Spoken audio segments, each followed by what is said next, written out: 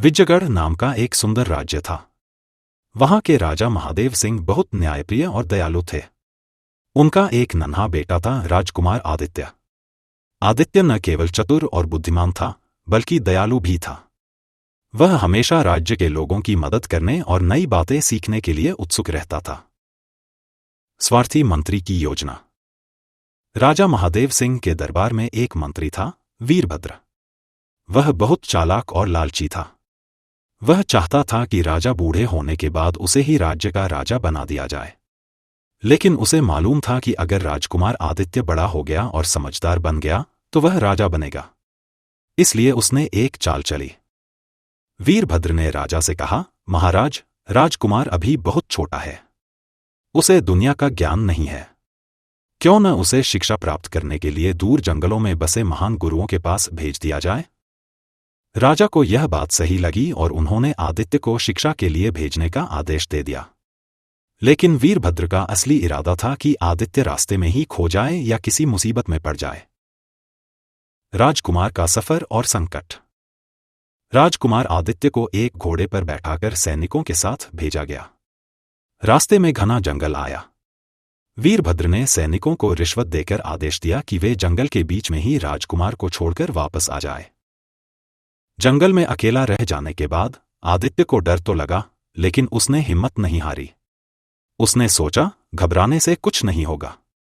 मुझे अपनी बुद्धि का प्रयोग करना होगा। वह धीरे धीरे जंगल में चलने लगा। उसे रास्ते में एक बूढ़ा साधु मिला। साधु बहुत विद्वान था और जंगल में ही एक छोटी सी कुटिया बनाकर रहता था। साधु का ज्ञान और परीक्षा। साधु ने जब आदित्य की हालत देखी तो उससे पूछा, बच्चे, तुम कौन हो और यहां कैसे आए? आदित्य ने पूरी कहानी बता दी।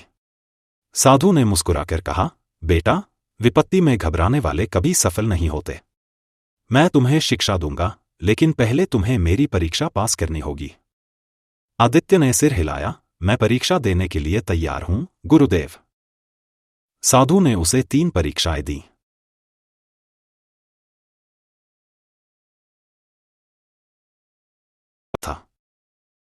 की परीक्षा, उसे बिना गुस्सा हुए जंगल के शोर शराबे और जानवरों की आवाजों के बीच ध्यान लगाना था। बुद्धिमानी की परीक्षा, उसे बिना हथियार के एक भूखे शेर को गुफा से बाहर निकालना था। आदित्य की बुद्धिमत्ता। आदित्य ने पहली परीक्षा में बिना डरे गुफा में प्रवेश किया और दीपक ले आया। दूसरी परीक्षा में उसने अपनी एकाग्रता बनाए रखी और शांति से ध्यान लगाया।